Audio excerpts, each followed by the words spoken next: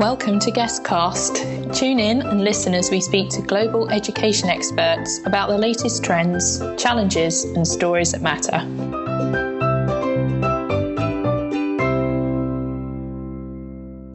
So, welcome to another episode of GESScast, where we dive into the world of education, innovation, and the inspiring individuals driving change. I'm Millie, and today we have a guest who's making waves both in the classroom and online. Matt Green, also known as the rapping science teacher, is not only a social media sensation with over 1 million followers, but also the founder of JGM Science Tutors, a tutoring company with a dedicated team of over 100 fully qualified educators. Through his creative approach, blending music and science, he's helping students crack even the toughest GCSE topics in a way that's both engaging and fun. So we're excited to learn more about how Matt's using his platform to inspire the next generation of scientific minds. So without further ado, Matt, welcome to the GESScast today. Thank you, Millie. I appreciate that. I like that intro. Thank you. So for those of our audience who might not be that familiar with your work, do you mind starting with just telling us a little bit about yourself and your journey into education? Yeah, sure. So I was a classroom science teacher for about 10 years, the last 5 of which I was a head of chemistry. And about 7 years ago, I opened up the company that I now run, JGM Science Tutors. And 4 years ago, to complicate my life, just when I was on my way out of full-time teaching, I decided to pick up a mic and a test tube and start rapping about science. And yeah, now I do both. I run the company and do stuff on social media. So is it something that you'd start to test out in the classroom whilst you were a teacher? Like, have you always done it, or was it, I don't know, sort of during COVID, you went, oh, this is something I want to do? It was the last year I was teaching. I think it was 2020, so almost 4 years ago. So I think at the back of COVID, I just went to a studio, laid down a track, made a video for it, and put it on social media. I don't think even the kids at school knew I'd done it. It was only when it went viral about 6 months later, and I went to school on a Monday, and every kid was like, "Oh my gosh, I saw you on TikTok." So it took a little while, and then the kids asked me to rap in the classroom, and I did.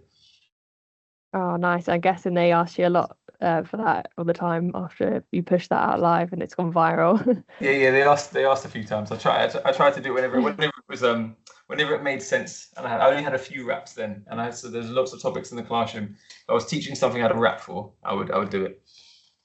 Yeah, I love that. I bet that got them all engaged. Yeah, they liked it. Every now and again they still comment. They still say they remember the days I did that, and they liked it. So. That's really sweet. So you also run JGM Science Tutors, which has grown into a really big network of educators. So what motivates you to start the business, and how's that evolved since its inception? So the motivation was the fact that a lot of parents were struggling to find good science teachers for their kids. I was a science tutor, and I did maybe 10, 15 clients myself, but the demand was always huge, and parents were able to find other subjects like English and maths without too much difficulty, but science was always a real struggle. And because of my connections in education, I was always coming across excellent teachers. So I started hiring a few.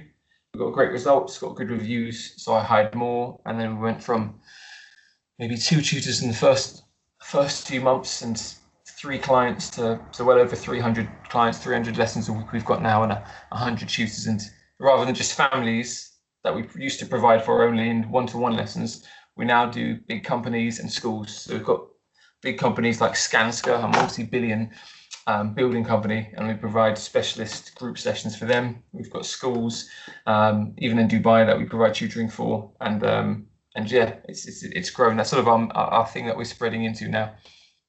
Yeah, that's grown so quickly. And is it global as well? You just mentioned about you've got some tutors in Dubai as well. Have you got them in other countries as well as the UK and Dubai? We've had clients in Dubai, New Zealand, Ireland, Russia, States. We've had, dotted around. 90% of our business has been in the UK from the start, but somewhere or another, not from marketing, I don't know how, but people have called us from other countries, and we've been able to supply. They're doing the GCSE curriculum, and they want science, and they somehow found out about us, and yeah, we were able to help. Yeah, that's really incredible. And how have you found, or have there been any challenges with having tutors across different countries, where the curriculum is slightly different or the way of teaching is a little bit different? Like, how have you noticed any challenges with that? We would only provide a tutor if the match works. So if someone was in overseas or even in the seas, if they were like in Wales and doing a different curriculum, if we couldn't provide for that, then we wouldn't deliver. So we might have teachers that know their science very well, but if they don't know I can't remember the Welsh example, but if they don't know that board like the back of their hand, we would just wouldn't supply it. And even if a client says, look, we heard you've got a good reputation, I would always say, look, this person's excellent, but they don't know the exam board, and we wouldn't want to give you someone if it's not going to be perfect. And we're always open and honest. Yeah, that's a really good way to be. Because science can be a really challenging subject for a lot of students. So what's some of the strategies that you and the tutors use to make some of the more complex topics more accessible and more enjoyable for the learners as well? Well, online, from the company side, it's always got to be about making it visual.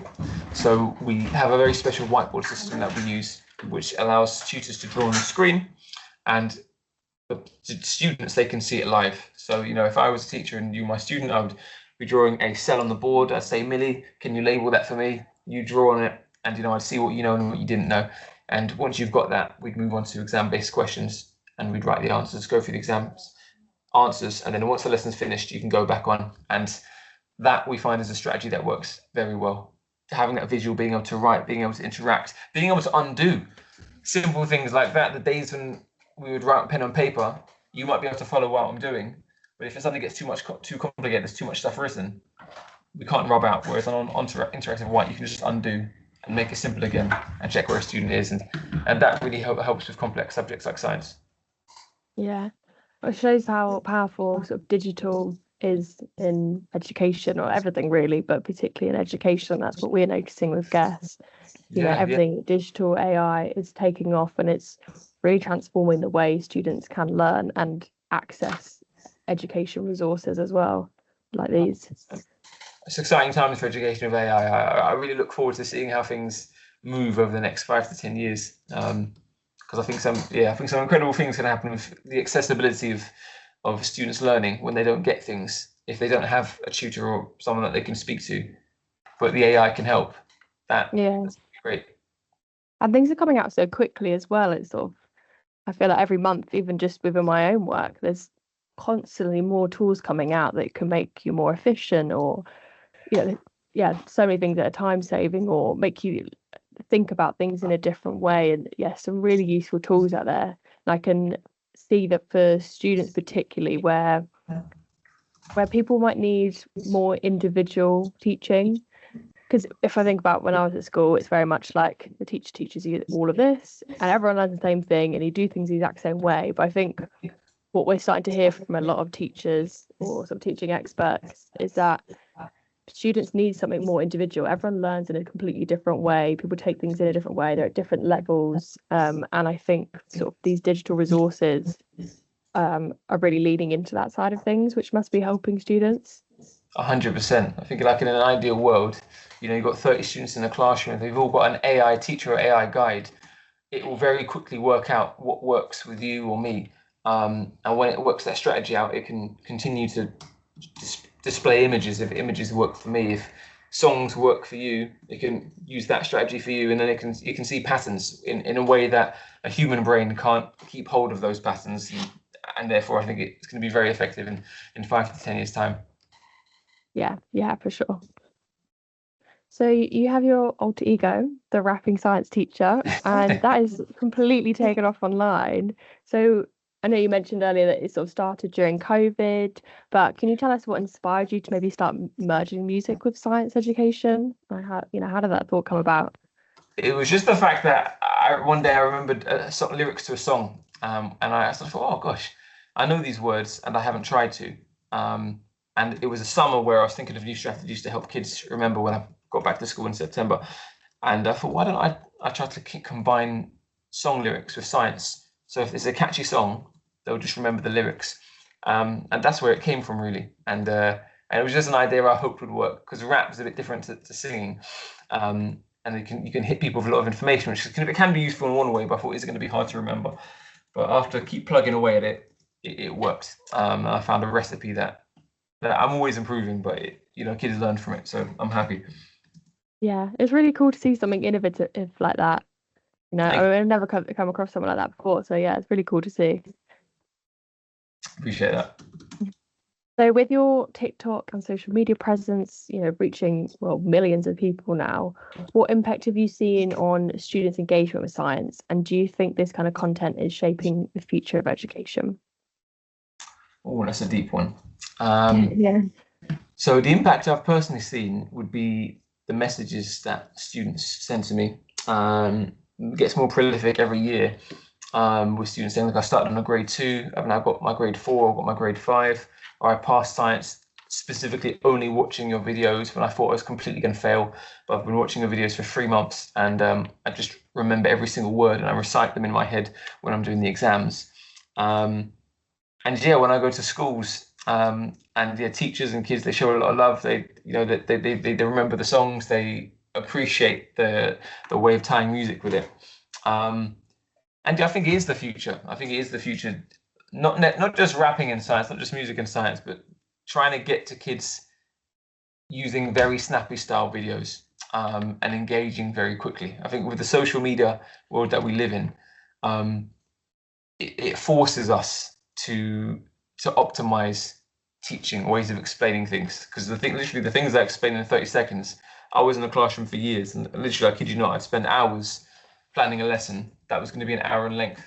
And that hour lesson, they weren't learning a great deal more than I can get across in the 30 seconds. And that's just teaching in an extremely efficient way. Yeah, I think that's one of the key things with this digital stuff is sort of efficiency in a way. Like, yeah, what can you remember in a short space of time? I mean, when I was at school, it was very much just you read a textbook and you highlight stuff and you write it back down in your own notebook. And that might work for some people, but for me, it really didn't. I really struggle with sort of retaining information like that. So something that is catchy and you can remember in your head more easily. That's a great way, because it's finding that balance, I think, with school, particularly in the UK schools, where it's not just about the content. You do have to obviously think about the fact that there's exams and there is a curriculum, and as much as you don't want that to be the main focus for people of being like a memory game, but people do have to pass those exams, and that's then got concern for GCSEs or A levels. So it's trying to find that balance of learning the information because you want them to understand it, but also learning it because they need to remember it. Yeah, it's really tricky. But yeah, I do think it's the future. So, like, if I go back to the old days of teaching in the classroom, I can measure how well a lesson is going maybe by seeing how engaged the students are or how well their grades are improving. But social media forces you to up your game, because if it's not great, people just aren't going to watch it. And they control with their eyes. If your videos are catching their attention, they'll keep watching it. Whereas in the classroom, they have to sit there. So they can't just walk out the door. So if they could just walk out the door, then you'd know very quickly whether your teaching's good or not. That you learn quickly on TikTok and Instagram, because they just won't watch it if it's not good. So you've got to learn what works, what does work, and then at the end, it benefits the students. Yeah, for sure. So how have you found the balance of running your tutoring company and also with your commitment to producing content for social media? Difficult, but not impossible. I'm very fortunate that we've got 2 fantastic people. I've got my wife, Helen, and our office manager, Andrew, both in the room right now, that make sure that the company's running like clockwork. And we've got 100 very, very talented tutors that are able to deliver high quality lessons all the time. So that is how the company is able to continue to run. And the social media is me and a mixture of a few others. But obviously I come up with all the raps, I film all the videos, but I've got individuals that help me with the studio mixing of the music. I've got a manager that helps me with brand deals and all sorts of extra things. So it's not a one-man band, and that's how the balancing is essentially able to happen. Busy times for you, but exciting. Yeah, very exciting. Yeah. So I know some of your raps have also been featured in the mainstream media, like BBC and ITV. And how's that exposure influenced your mission or opened up maybe some new opportunities within science education? Gosh, yeah. I think things like BBC, The Voice, ITV, these things there, I think it's put science on the map a bit more than it was before. And it's led to things, what has it led to that's been particularly interesting? BBC Bite Size, I've been doing a few videos with them recently. I actually had a very interesting thing in the summer with Samsung and the Olympic Games. Yeah, 3 Mobile. So there's been lots of brand work that is involved science with some very, very big companies. So that's been cool. It's been involved BBC Bite Size and making videos for them, which again helps students. And we've got a few very big things coming, which I feel like I want to say. I've actually got a contract in front of me today, but I'm pretty sure I can't say what it is. But there's some very, very, very big things. Watch this space. Yeah. Yeah, BBC Bite sounds cool, and I remember using that for GCSEs. Yeah, I used it myself for my own GCSEs. Yeah, that must be a weird turn of events now working with them. Yeah. No, it is. And I mean, the first rap video last Friday, and it went viral, and we've got a few more coming. So, it's going to be good. Yeah, that's really brilliant to see. It's really taken off in just a few years. I know. It's incredible. I sometimes look back, 2021, I was looking at photos like yesterday, and think, oh man, it's gone by quick. There's quite a lot of changes. Yeah, for sure. So I guess looking at the education system as more wholly, what are some of the biggest challenges you think facing science education in the UK, and how can educators address them, or maybe how some of your tutors addressing them? I think science-wise, there's a little sad thing that happens when primary school kids get to secondary school, and it's 90% of them go from thinking, oh, science is cool, flames, nature, that stuff, and then just something happens, and then science is boring. It's kind of how I feel about history, but I feel most kids feel like that about science. So something needs to happen when they get to year 7 that stops that excitement vanishing.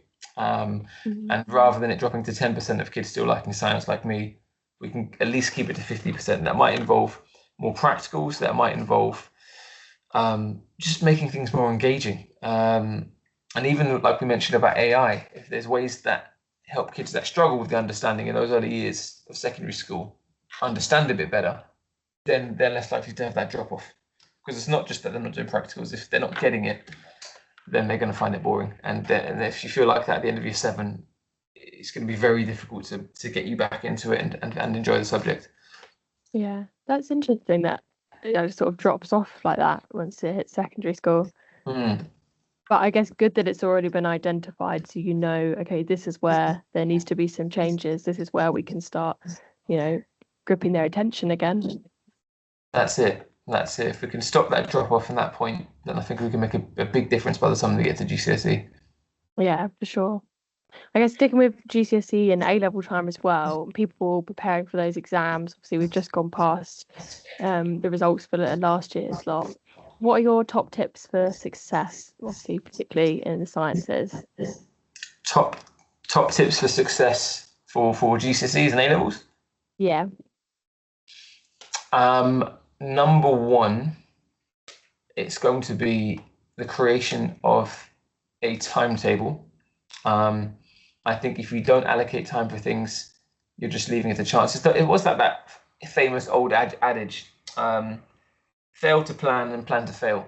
So if you're leaving things to chance, nothing great is going to happen. But if you've got, doesn't even have to be a huge amount of time, but if you've got it allocated, on Tuesdays I'm going to spend a couple hours doing science, and Thursdays a couple hours of English, and then you importantly stick to it. That will make a big difference. So that's one of my biggest things. And there's the age-old thing of just having faith. I mean, even if I go back a few years ago, myself personally, I didn't have faith that I'd be able to do what I'm doing now. But it's just small little acts of belief. Just pretend I can do this, and then once you can do one little thing, then if you go, oh, I've done this little thing, maybe I can do this. And if it comes to GCSEs, maybe you're getting 20% on every test. And you think, let me just see if I can get 30 or 40%. Oh, if you're on grade 3, let me just try and get that grade 4 on my next test. and then you do it and think, okay, it's achieved. Now I'm going to try and get that grade 5. So just little faith, maybe not stretching it too far. But once you start thinking you can do one little thing up a tiny stage above you, and you achieve it, then it makes you have faith that you can do the next thing. I think part of the advice is taking little steps, because I think otherwise, especially as a young person, you can look at sort of your bigger goals and it's just quite overwhelming, and you're also dealing with so many subjects at that age. You know, GCSE, you've got what, 10, 11 subjects to deal with. You think, oh, by A level it'll be easier because it's less, and unfortunately it's not, because it's obviously there's more to learn still, but it's really overwhelming. So I think that's so important to just be focusing on the little steps, and then you'll look back later on and go, oh wow, look how far I've actually come, and look how much I've learned. That's absolutely it. There's only so much you can do in a day. And if you just focus on that day or even the hour, you know, you can feel that sense of successful, you've achieved in that hour. But when you're looking at a whole fat textbook and you're thinking, how am I ever going to do this? Because, you know, you're not thinking you're not going to do this now. You're just going to do like 1% today, but you've got 100 days. Just a little bit day by day. Yeah, it slowly chips away at it. That's it. Yeah.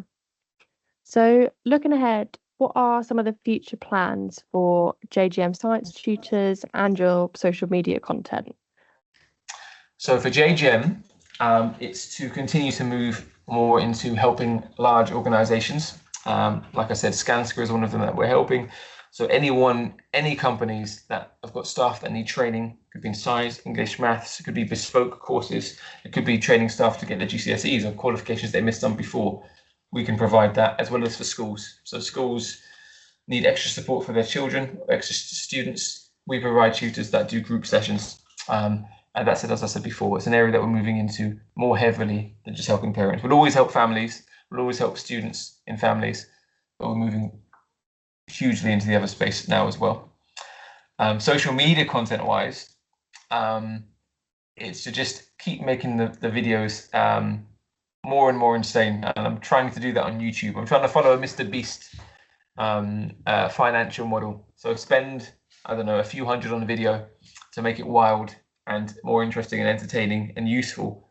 That gets a return of 1 million views. We'll spend 1,000 on the next video, make it more wild.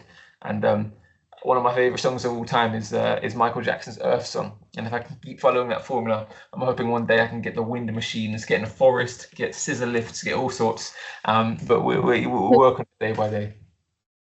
Okay, I love that. And are there any upcoming projects or goals that you'd like to share with our listeners at all? Upcoming projects, look out for BBC bite-sized videos from myself. There's also something other BBC that's coming out that I was told not to say, so I can't say what that is, but it is BBC related. And very, very soon, imminently, probably in the next week or two, there'll be probably my biggest announcement of what the next project's going to be, or a set of 3 projects actually, being more specific. And yeah, that's going to be a big chunk of what I'm going to be working on for the next year. But the science wraps aren't going anywhere. They're still going to be coming every Friday. We're just trying to raise the stakes on the quality of them every week. Oh, that's great to hear. Everything's looking really, really good for the next few years. Yes, definitely. And you're also going to be speaking at the upcoming Gets to Buy this November. Could you give us a little bit of a preview of what you'll be discussing without, I guess, giving too many spoilers? Or maybe some key takeaways that you hope to share with our audience. Yes, it's going to be good. It's going to be good, I can tell you that. Not just good, it's going to be very good.